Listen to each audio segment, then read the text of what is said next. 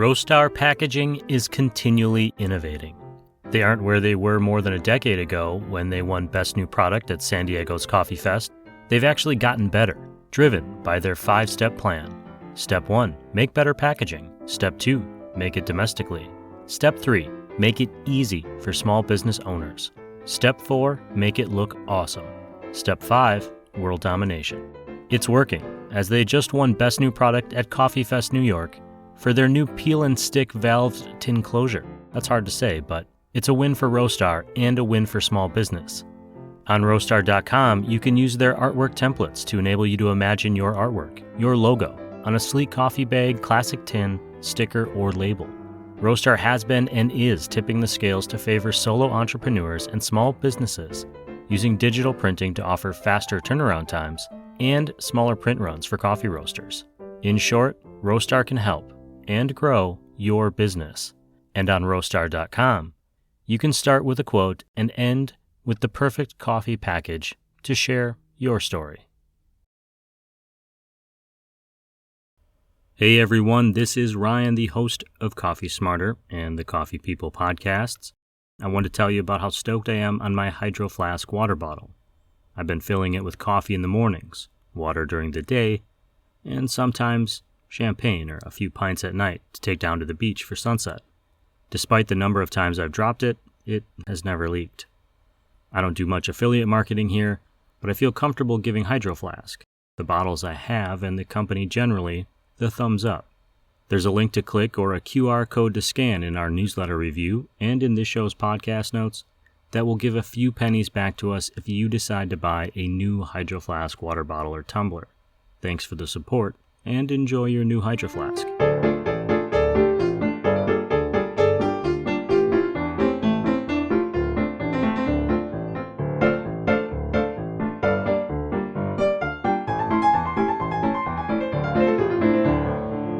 Hey, good morning, everyone. Welcome to Season 11, Episode 6 of the Coffee People podcast, which is part of the Roast West Coast Coffee Network and presented by Roastar Coffee Packaging.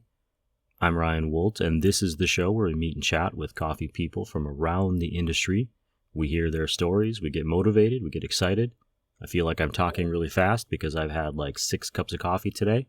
But wherever you're listening, I'm sure you can kind of slow me down or speed me up or get me to whatever pace you like. Today I'm chatting with Chris Dennis, the general manager of Ox Coffee Roasters in San Diego, California, found online at oxcoffeeroasters.com. You can follow Dennis specifically on Instagram or the TikToks at baristaO'clock. You'll also find those links in this podcast's show notes.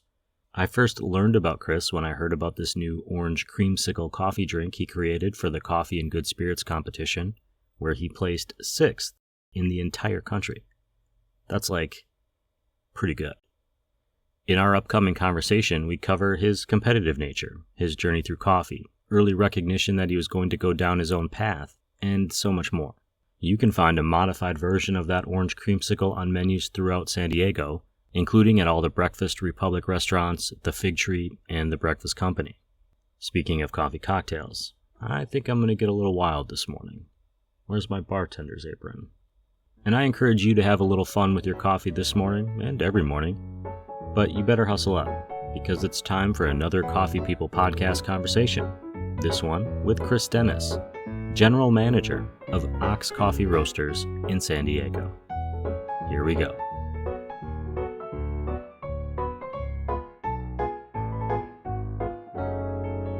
If you wouldn't mind getting us started by letting everyone know, anyone listening, what your name is, where you're working, and what your role in coffee is. Yeah, so my name is Chris Dennis. Some people like to call me Scooby. I have worked in coffee for 15 years, and I'm currently the general manager of Ox Coffee Roasters in Mission Valley, California. And you mentioned that Ox Coffee Roasters, you mentioned to me off air here, that they are part of a larger restaurant group that has a bunch of different things all over San Diego. Yeah, we're part of the Rise and Shine hospitality group. Johan is our founder, and he has just this great vision. And so he's been spreading that vision all across Southern California. So we exist in 20 plus restaurants, as well as now a coffee shop and roastery. Wow. Stretching from San Diego, like Gaslamp area, Liberty Station, all the way up to like Palm Desert in Los Angeles. That's a lot bigger than I was expecting. If anyone's listening, you can go to oxcoffeeroasters.com. You'll see the link in the show notes, and we'll share all the social media and all that as well. I want to talk to you about coffee today, and we're going to talk specifically about this coffee you designed for competition. But I wanted to learn more about you first, if that's all right with you. You've been in coffee a Yeah. long time. Do you have kind of a first experience with coffee that got you started, or what set you on this journey? Yeah. My first experience with coffee was one that I was not supposed to have.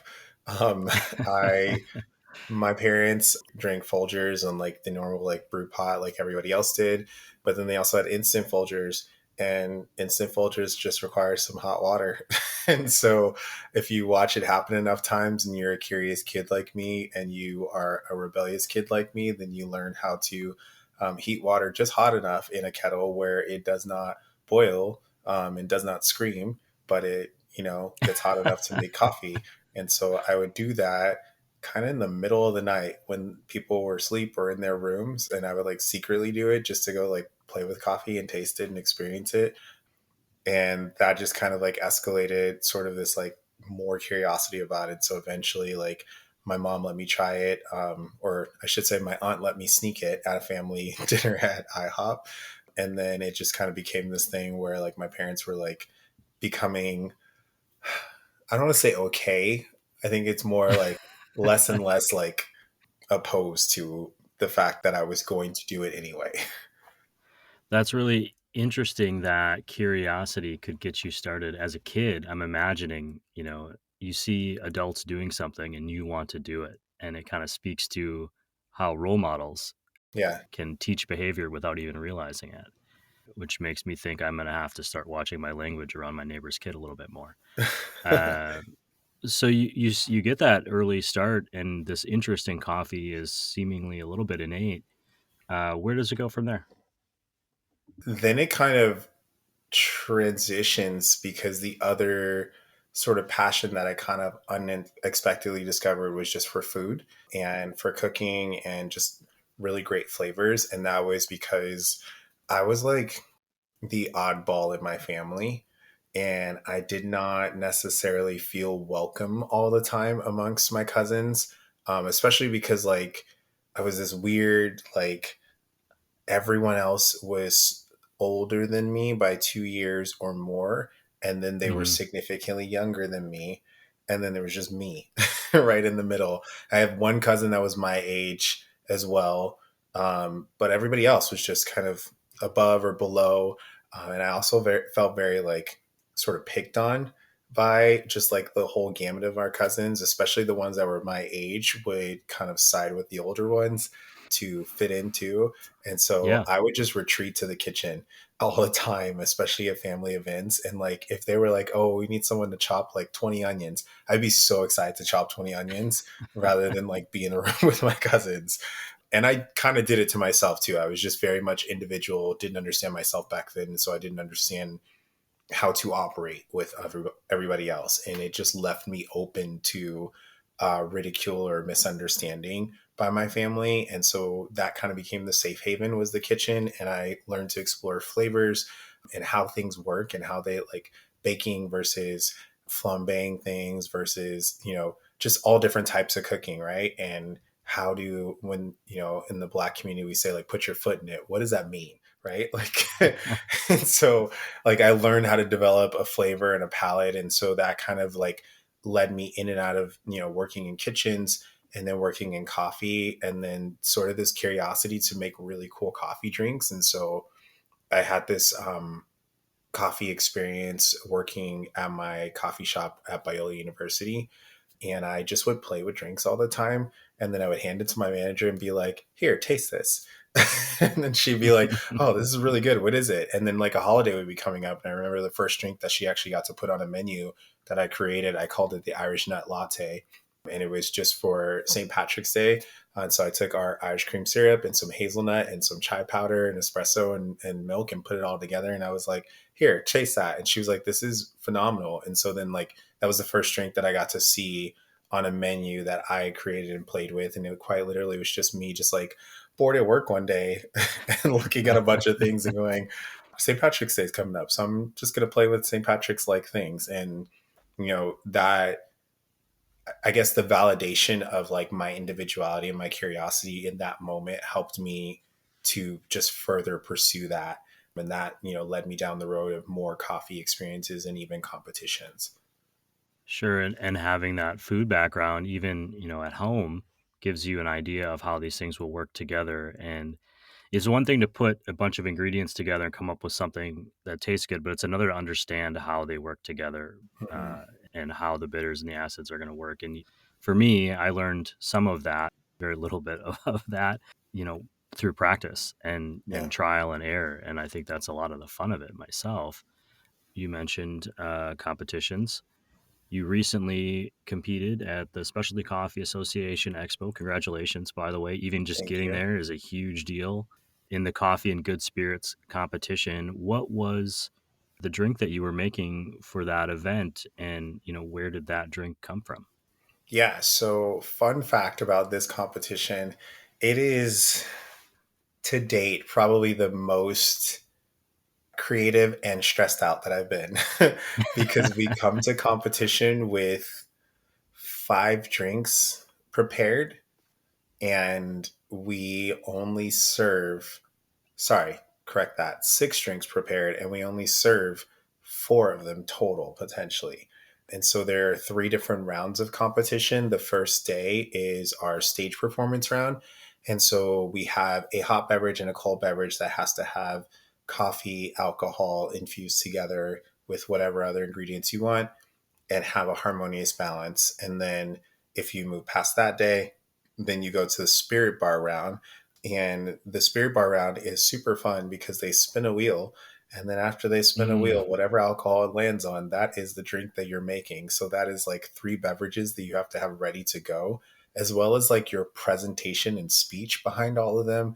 And then also like ignoring the fact that there are like just judges everywhere watching you, like watching every little thing you're doing. Judges and cameras and lights and any Yeah, random person that wants to walk into that space. precisely.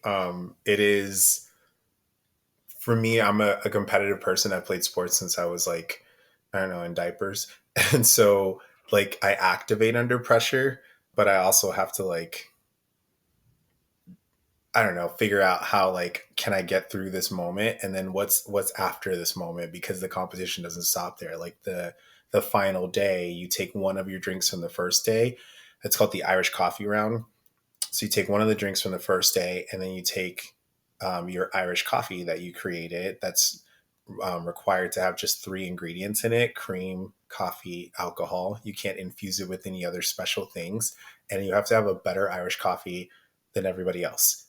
And so the challenge in creating those drinks is really just figuring out how to be true to self so that when you're on stage, like this feels authentic and something that you're excited to serve because you're proud of it, but also then to play to a set of rules because there's like 100+ rules and you have to make sure like everything that I'm doing adheres to these rules and adheres to a score sheet. So I might love something, but I probably shouldn't do it because it scores lower. Or I might hate something, but I have to do it because it's going to score higher. So there's a strategy involved. This is why I could never compete because I never write down any recipes and I just kind of wing it as I go. Love that. The drink that I recently learned is going to be on the menu at a bunch of the Rise and Shine restaurants is the Orange Creamsicle. Yeah. Besides designing and creating this recipe, it came from kind of a personal place, and I'm wondering if you can talk a little bit about that, and if when you started thinking about competition, if this was the drink you had in mind, or did that evolve?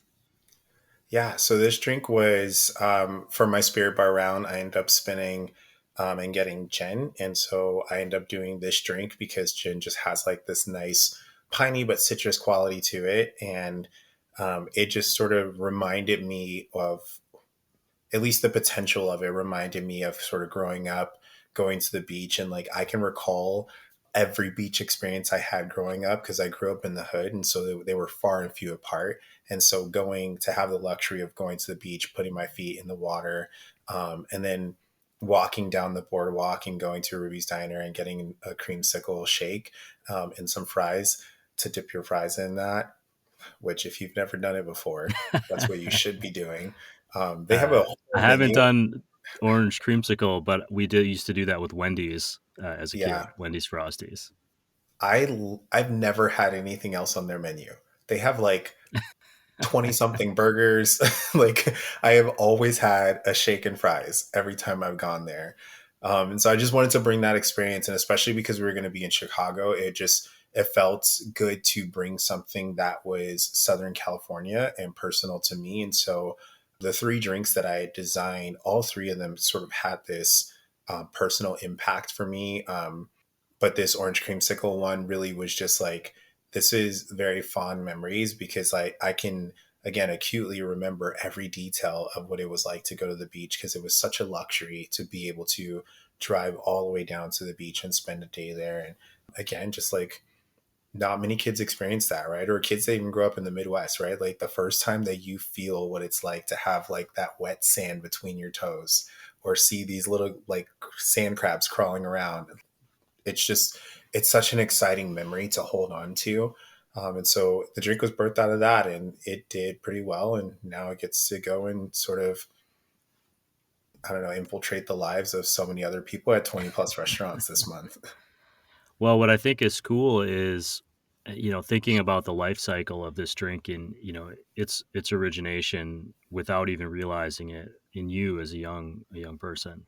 Mm-hmm. And somewhere there's probably going to be a kid who going to one of these restaurants or your restaurants where this drink is, it's going to be a special thing for them, Yeah. something they do with their dad or their mom, and they'll remember this in the future. And it could be without even realizing it, someday that kid could be looking back and going, that's the memory that I'm holding on to. And it's such a Yeah. cool way that food and drink connects us.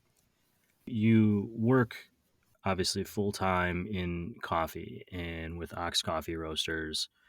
Also, preparing for a competition feels like a very time intensive reality. How do you balance the two? Like, hey, I got a job to do every day, but also I have this kind of bigger, not bigger, but just different vision for my role in coffee. Yeah. I wish that I had a good answer for that. Be- because balance is the key word there. And I don't know that if you're preparing for something like this, that like balance is something that you have the opportunity to really hold on to. It's very imbalanced. You're last year. So yeah, last year, not this year, because that was my competition season, but the previous year, I was partnered with my friend Daniel Teplitz, who works for Clutch Coffee, and he got third place in Brewers Cup that year. And so I initially he reached out to me when he was thinking about competing for the first time, and the conversation that I had with him very clearly was, "You have a whole store, you have a whole wife, and you've got family." And for the next few months, if all those people are not in your corner and backing this as a huge support to see you go the full distance of becoming not only the US brewer champion, but eventually the world brewing champion, then don't do it. Don't start the journey unless you have everyone in your life, in your world that's impacted by it, willing to say yes. My luxury that I have is I am a single man with no children and no pets, except for fish right now. And so I get to dictate my own life, my own time very easily. And even I have to consider my friend circle, right? Like I want to be a good friend and be present for them. And I also have to have them be aware of the fact that like this matters to me. And so there's a lot of time that I will miss out on potentially, or a lot of time that I might just say, like, I will be here for a moment, but then I'll be gone, because ultimately, like, to make this happen, I have to go into my version of competition mode. So it's not just like being excellent at work. It also means that like I have to be excellent in my physical and my mental fitness. So I read more during this time. I go to the gym more during this time. I eat more targetedly during this time. And then I have to practice multiple days a week. I was literally like going to the gym in the morning or going for a run in the morning and then going to work for 8 hours. And then I would go to the gym at night or read. and then I would come back to the shop and practice for another 2 to 3 hours. And so like my day would be from like 5 a.m. in the morning until like 11:30, 1 o'clock at night, and then just restarting the next day over again. That's not to say that that's what every competitor does, but it is to say that there's quite a time and physical investment in this. There's also a huge financial investment in it, because if you don't have someone sponsoring you or multiple people sponsoring you, competition is very expensive. All the travel, all the ingredients, especially cigs, coffee and good spirits, you have to have the alcohol to practice with to come Hmm. up with the beverage and balance it out and make sure that it works. And so alcohol is not inexpensive. And you go through No. like 4 or 5 tries before you get to the drink that you're looking for. And then you have to then practice that with people that are, respected voices that will give you good feedback. And so all of that to say there's just so much investment that goes into this, and there has to be this decision in the prelims part of season that I am willing to go the distance and not stop. I think about the competitiveness of it. I personally struggled to find a competitive outlet after I was done playing sports. Mm. And, I looked for that in other areas, whether it was in my work or in hobbies or whatever. Do you find that this, and it sounds like it, but I just want to clarify, it scratches a competitive itch for you? And does that drive you to continue? Or now that you're kind of at post SEA, is it like this exhaustion where you kind of need to give yourself a break before you decide I'm going to do it again? There's a little bit of both in that for me. It goes in waves. Like there's days leading up to competition that I'm just like, I will never do this again.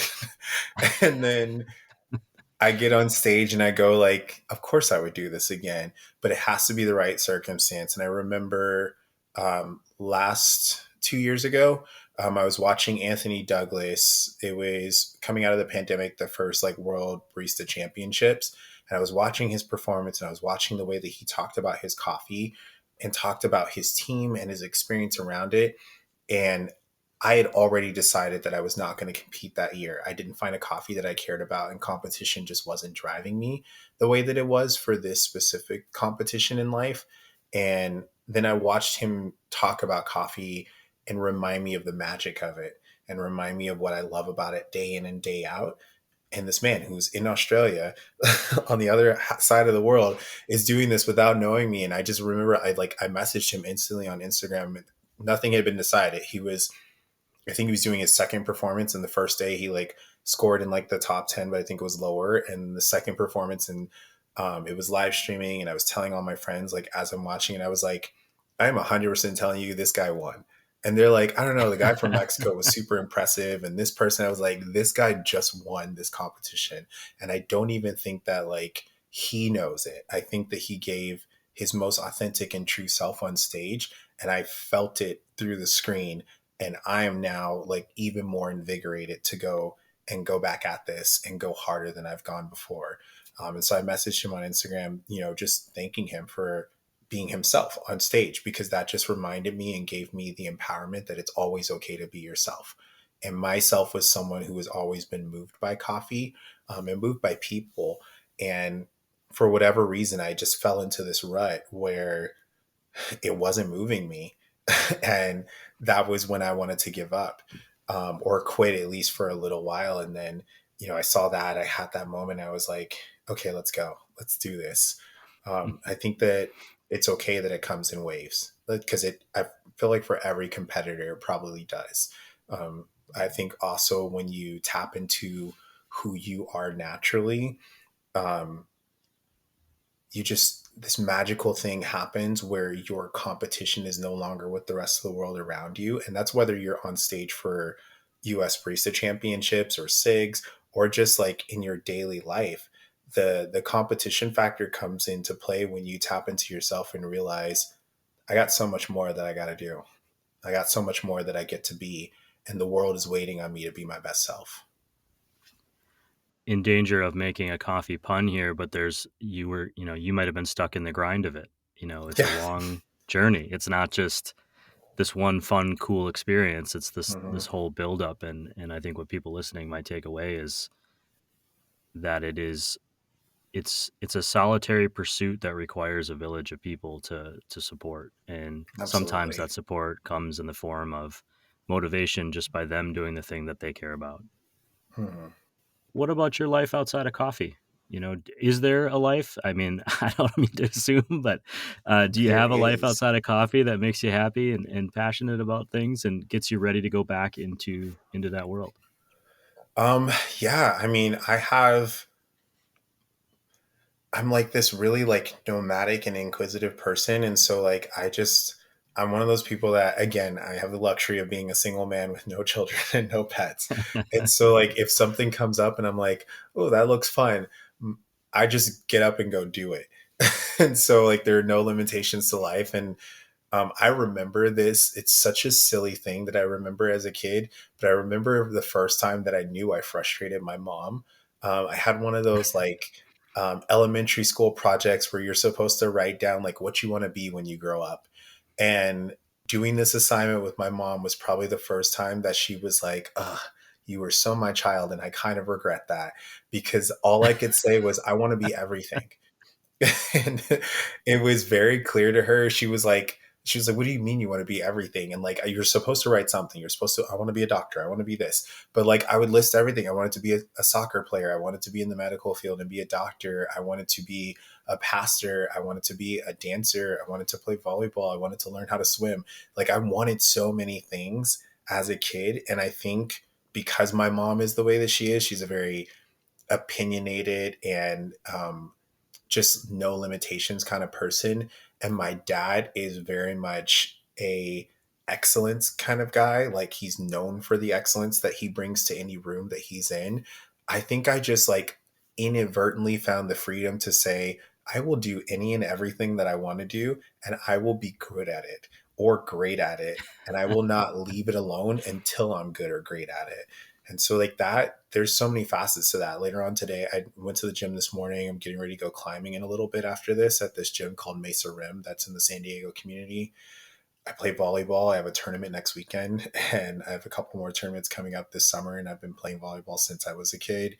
I read 50 books a year. I try to go to 50 coffee shops a year. I sit and people watch if I can. Saturday morning, I'm going to go do yoga at Rady Shell with like 1,000 people. And Wednesday night, I'm doing a power yoga class with like 20 people. And so there's so many different aspects of what makes me excited to be me. And I don't know that there is like a way to quantify like what else there is outside of coffee other than what makes Chris Chris. And there's just so many things that I say yes to that make me me. And also the things that I say no to that I'm like, nope, that's not like, I'm not a horror movie fan. If you want me to come to your house for a movie night and you say like, oh, this is like a slasher film, or there's going to be like this demon guy that's like killing a bunch of people, I'm going to be like, hard pass. Friendship might be over. I also don't go to the movies with people for movies that I like. Like, I'm getting ready to go see the new M. Night Shyamalan movie, and I want to be in a theater that has less than 5 people so that I can experience it the way I want to experience it. I don't want you to talk to me. I don't want you to share popcorn with me. I don't want you to be like, oh, remember this one time 10 years ago? I still have the ticket stub. No, you don't, because it never happened, because it won't, because I won't go to the movies with you. Like, I'm a I very firmly me. believe that I believe the most successful couples are the ones that like the same movies Hmm. because they will respect them in the same way and they can watch them over and over again in the same way. But I don't know anyone who has one partner who likes horror, for example, and the other one doesn't. It seems like that's leading down a path to This clashing. would be a very odd household to live in. It Like, it would. would be like if you just looked at the shelf of like all the movies, if they had Oh my like goodness. different, it would just be like all horror and then all Disney. And you'd be like, why do you guys like each other?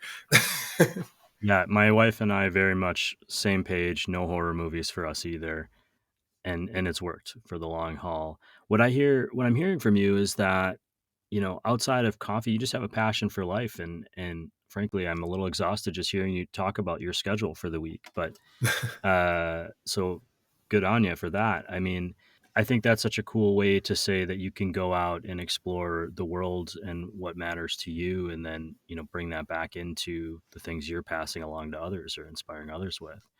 You gave some really great advice about the competition experience earlier, about being invested and making sure you're ready to commit. I'm wondering if you have a piece of advice just in general for if you were training somebody in the coffee world or to come into Ox Coffee, and what would you tell them about working in coffee, or what would you say, hey, this is something you should know uh, that is applicable to life?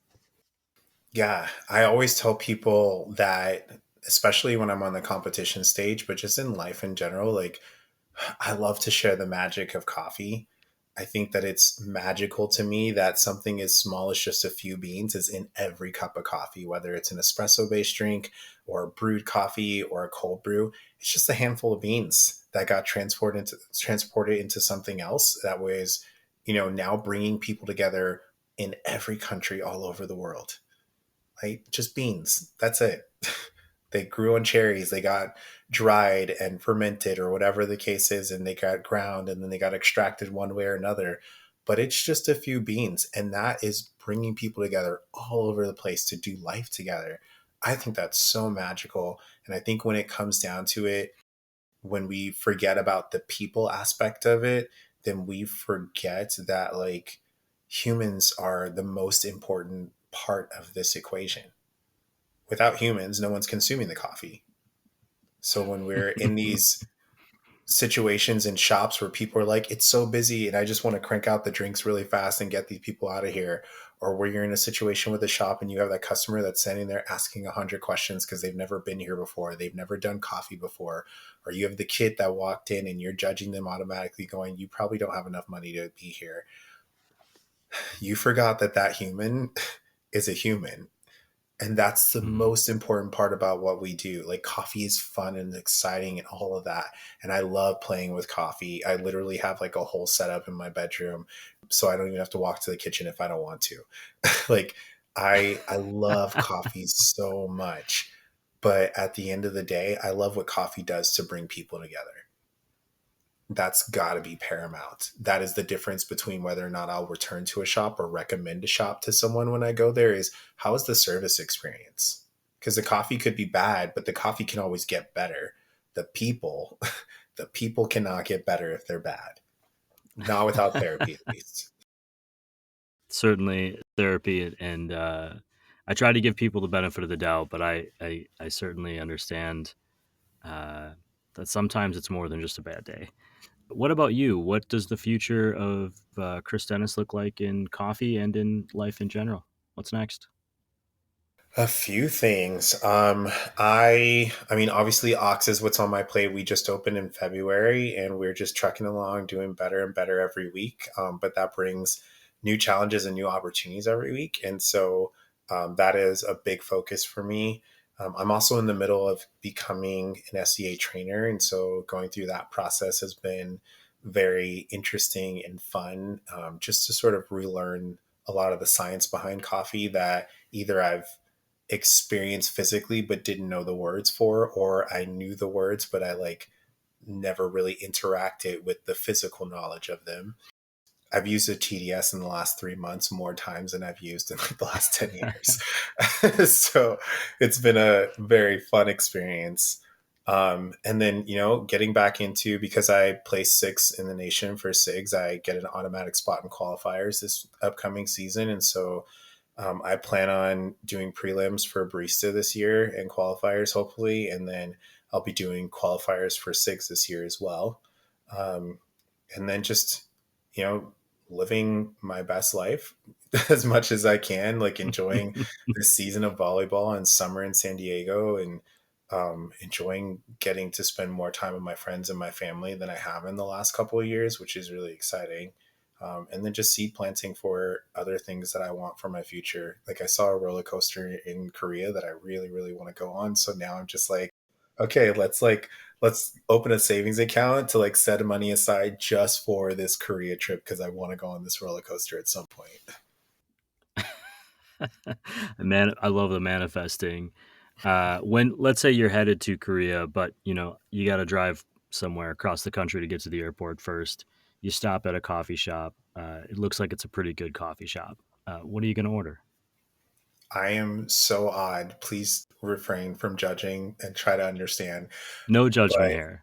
But I go to 50 coffee shops, or at least attempt to go to 50 coffee shops a year. And if it's a shop that I've never been to before, because of that 50, some of them will just be a returning experience. But if it's a new one, I will order like 5 drinks minimum, but sometimes up to 10 drinks. So it's Whoa. everything from like espresso to brewed coffee to their cold brew. If they have multiple espressos, then I'll get multiple espressos. I always want to try a cortado and a traditional cappuccino if they have it on their menu, just to see one, how's their milk steaming, how's their espresso to milk ratio and quality. But I want to give that shop the opportunity to tell me who they are through their drink menu. And so even in that list of drinks, I'll always ask the barista that's helping me at the register, like, just throw a drink on there. Don't tell me what it is. Just whatever you like. And it helps me to identify like very clearly what the shop is. Cause sometimes those drinks will be like a blended caramel, candy corn, cotton candy on top. Couldn't taste coffee if you tried. And sometimes like that barista will be like, oh, I really just love a shot of our signature espresso that we have right now. And so it really helps me understand the heartbeat of the culture of that coffee and of that coffee community. If they're choosing something more traditional, like, that helps me recognize this is a coffee, like a purist coffee drinker shop. And that's the kind of people that I'm going to recommend to come here. And if they're choosing something sweet and frou-frou or whatever the case is, then like, cool, this is a more commercial coffee shop. And I'll recommend those kinds of situations to come here. Um, and then sometimes they just say silly things and I'm like, oh, I I don't recommend anyone to come here. Well, but And that's then part of of the course, fun of experiencing. yeah, Yeah. my number one drink everywhere is always a chai though. So no matter what, I when I go to a new shop, I love chai. And people are always weirded out by this, but like, if I return to your shop on a regular basis, it will not be because of your coffee. It will be because of your chai. Anything that I missed today that you want to share with people about you or about coffee, or that we should share? No, I feel like one of the questions I get asked often, though, by people coming into Ox for the first time, and even when I worked at other shops before, people would ask, like, how do they find a coffee that they will like? And I even have, Mm. baristas and shop owners ask this question of like, hey, I've heard you talk to people and help them find a coffee that they're in love with. How do you do this? And I often tell people that, like, finding your coffee is like finding this great opportunity to go have like a private shopper in Nordstrom, where you walk in and they say, tell me everything that you don't like. And then immediately, as soon as you say those things, all those things disappear. So if you can walk into a shop and you can tell someone what you don't like about coffee, and they are well versed in what their coffee experience is and what they have to offer, 90% of the time they can immediately say, well, don't get this and don't get that. I think you probably want to look at this area. Whereas if you walk into a coffee shop and you go, hey, can you recommend a good coffee to me? I find it to be maybe a little bit irresponsible and not the best choice if someone immediately goes, oh, I love this coffee, or this is the best coffee. That might be your experience, but it's not necessarily that customer's experience. And it goes the same when they're choosing a drink. When they're choosing a drink, it's best to Mm. ask questions about, what do you look for in a drink? What's your jam? What's your jam at your current coffee shop? Or is there something like, you're like, are you a sweet treat person, or are you a coffee forward person? What are you looking for? And help the customer find what matters to them, because that's going to bring the customer back. What's not going to bring them back is, I was supposed to like this and I hated it. And I Therefore, didn't. I don't belong there. Good advice all around, Chris. I really appreciate you spending some time with me today. Congratulations again on the success of the last competition and what I assume will be future success moving We're forward. going for it. And we're excited to share with everyone how it goes coming up. And we'll make sure to share, obviously, that drink and where they can find it, and more on Ox Coffee Roasters. Awesome. Thank you so much for your time, Ryan. I appreciate you.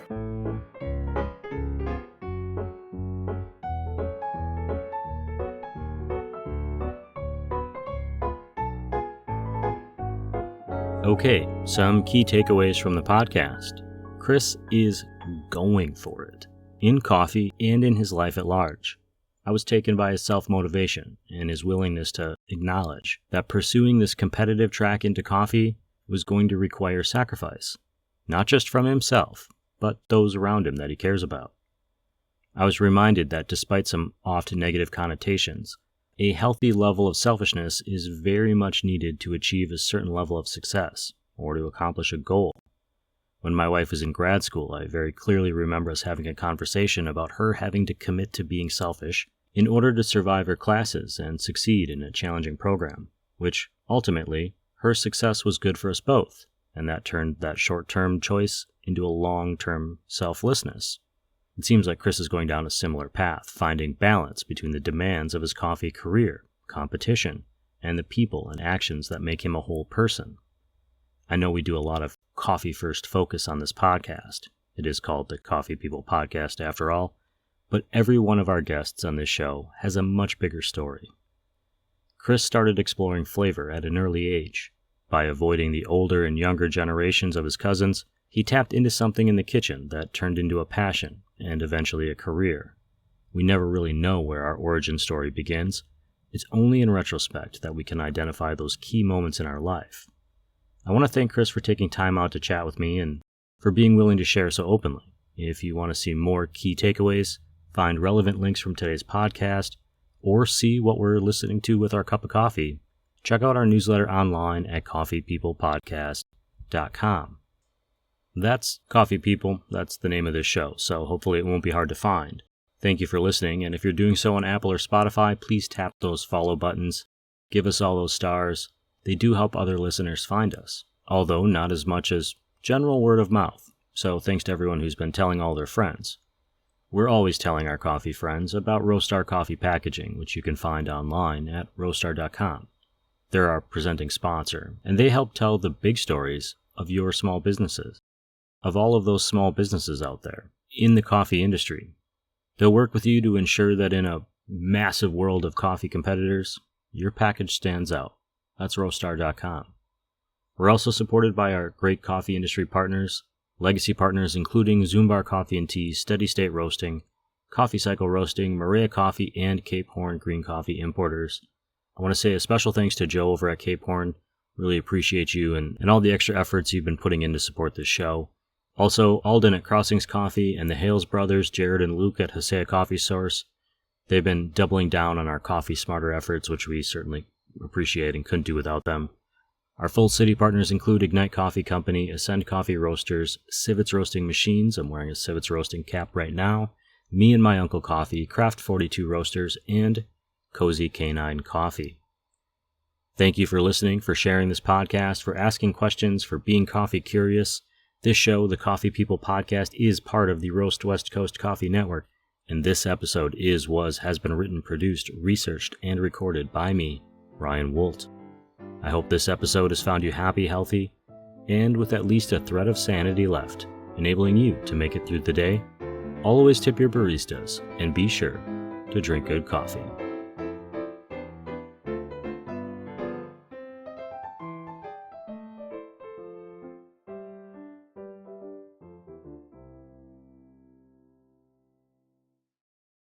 Yeah, this is super cool. This is exactly the kind of experience that I would love to have and that I love that you guys are sharing. Because again, it's that community thing, right? And it makes people feel welcome without having to do something to feel welcome. Hey, what's up, everyone? I want to say thank you to everyone who's been supporting this podcast by clicking the Buy Us a Coffee link in our show notes. The support is awesome and really helps us kind of improve the show and tweak things and make improvements to the newsletter. We really couldn't do this without you. So thank you. And for anyone listening who wants to join that group of supporters, you can find the Click the Buy Us a Coffee link in this podcast show notes or head to coffeepeoplepodcast.com and sign up for our newsletter.